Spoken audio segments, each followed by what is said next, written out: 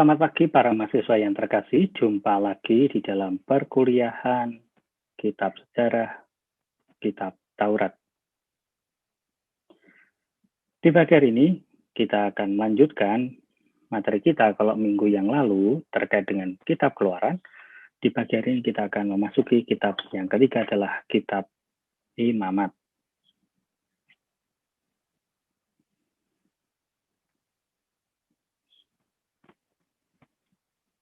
Kitab ini kita harus pahami sebagai kitab yang bahwa mengenai imam umat Israel dan tugas dan kewajibannya.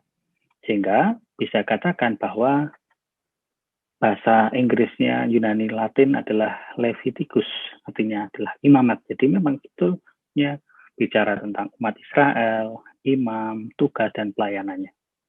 Nah, seluruh kitab berasal dari kalangan para imam umat Israel. Meski disusun lama sesudah Musa. Kitab ini melanjutkan kitab Keluaran. Imamat berbicara tentang suku Lewi sebagai kelompok yang dipercaya untuk mengurusi kesucian ibadat ilahi. Dan kitab ini memang kurang menarik karena banyak di dalamnya diatur hukum-hukum harus begini, harus begitu, dan seterusnya. Lalu kitab Imamat ini memiliki konteks sejarah historis, yaitu kita semua diajak kembali melihat kembali umat yang kembali dari pembuangan di Babilonia sekitar 538 sebelum Masehi. Dalam pembuangan, mereka kehilangan kerajaan, pemimpin religius, dan pemimpin politik. Ada dua kelompok sosial yang muncul waktu itu, dokter awam, para rabi atau ahli Taurat. Mereka mengajak untuk lebih semangat membaca Taurat dan memberi komentar di dalamnya lewat doa di sinagoga. Para imam bertanggung jawab atas peribadatan di Bait Allah. Kelompok ini bertugas melestarikan identitas bangsa Israel. Nah, untuk melihat kekuatan dan otoritas pelaksanaan hukum ini, mereka meletakkan figur Musa. Isi kitab Imamat. Sebagian berisi hukum dalam konteks sejarah kehidupan Israel di Sinai. Hampir tidak ada cerita di dalamnya. Yang ditekankan, siapapun harus berpegang teguh pada aturan ibadat, kalau tidak dihukum. Ada 6 bagian. Hukum persembahan, bab 1 hingga bab 7. Hukum untuk para imam dalam pelayanan di kemah pertemuan, bab 8 hingga 10. Hukum tentang kenajisan, 11 hingga 15. Lalu, hari raya pendamaian, bab 16. Hukum tentang kesucian, bab 17 hingga 26. Lalu, ekursus, tarif atau penilaian. Dalam hukumnya menjadi nyata nilai-nilai mana yang dijunjung tinggi oleh suatu bangsa, mana cita-cita yang dikejar, bagaimana anggota melakukan satu sama lain dan menghargai. Boleh dikatakan bahwa dalam kitab ini bangsa Israel nampak sebagai bangsa yang seharusnya umat kudus, umat yang kudus. Sikap dan tingkah laku menunjukkan rasa hormat kepada Allah.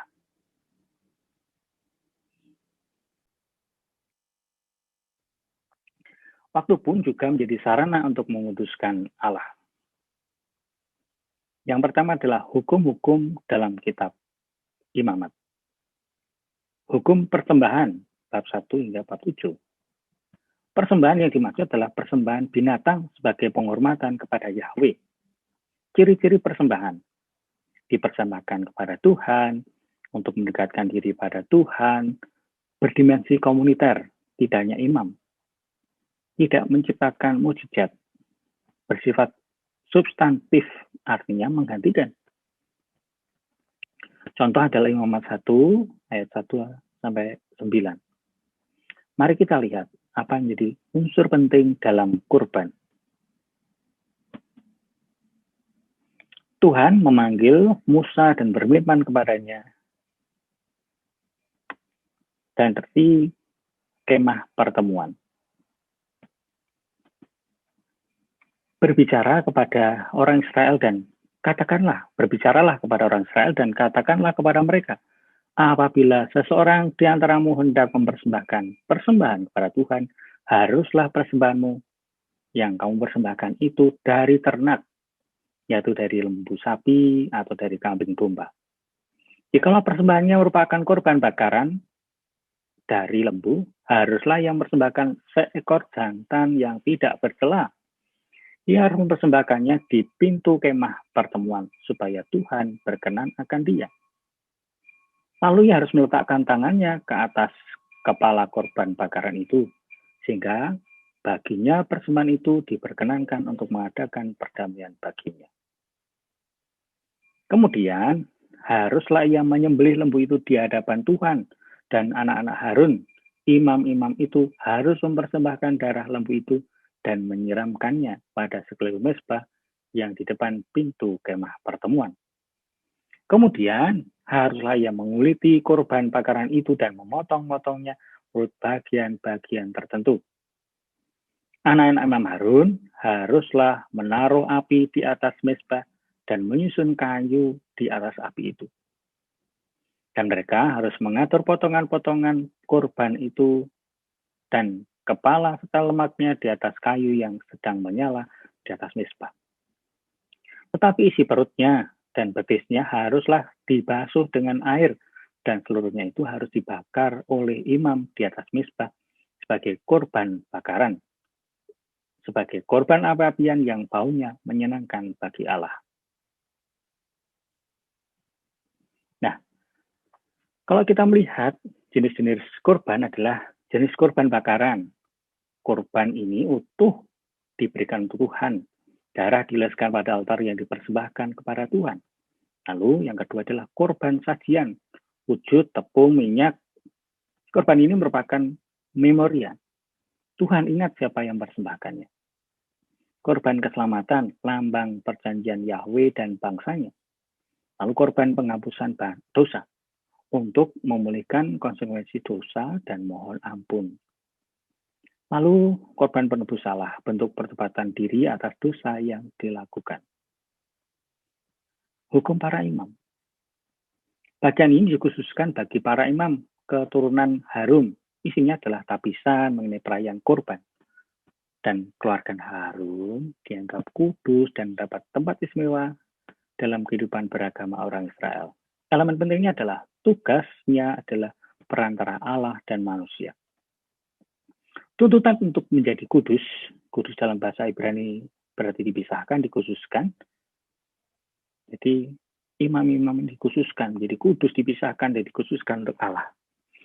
Hukum tentang kenajisan. Konsep bila najis orang akan terhalangi untuk semakin dekat dengan Allah. Nah, konsep kesucian Ibrani tidak hanya pada makanan, tetapi juga kesehatan, vitalitas, keberhasilan, kesuburan, stabilitas, dan kebesaran. Inilah konsep duniawi, sekali lagi ya. Nah, konsep kenajisan dipandang sebagai penyakit, kelemahan, kekalahan, kemalangan, ketidakberaturan, kebohongan, dosa, hukuman, dan kutukan. Imamat adalah kitab untuk kehidupan dan memberi kehidupan. Artinya dengan kitab-kitab ini, orang diharapkan memiliki hidup dan hidup sungguh-sungguh dengan benar. Hukum tentang kesucian. Dasarnya adalah, kuduslah kamu sebab aku Tuhan Allahmu kudus. Ditujukan semua anggota komunitas dalam hubungan antar anggota. Kesucian ini diterapkan pada konsep waktu saat pesta-pesta liturgis. Diterapkan untuk para imam karena memang mereka disucikan. Kesucian dari Allah dibagi 3. Pemisahan dari semua yang menajiskan. Israel tidak seperti bangsa yang lain. Lalu pengudusan, Tuhanlah yang menguduskan. Perjanjian, Israel menjadi kudus jika menepati kehendak Tuhan. Hukum persembahan. Hukum adalah anugerah terbesar bagi orang Yahudi. Nah, cinta yang berlebihan kepada Taurat menimbulkan bahaya, melahirkan tindakan legalistis dan yuridis.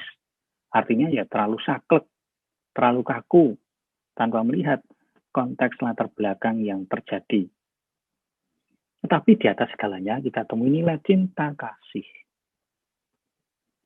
berkat dan kutuk. Nah, imamat dituntut dengan seragam berkat dan kutuk. Jika manusia setia pada perjanjian Tuhan, dengan menyalurkan kasih balasan melalui pelaksanaan hukum dan perintah, maka Tuhan memenuhi janjinya, melimpahkan berkat. Jika manusia tidak setia, maka ia terkena kutukan. Kutukan tidak berarti membinasakan. Tuhan ingin supaya manusia bertobat.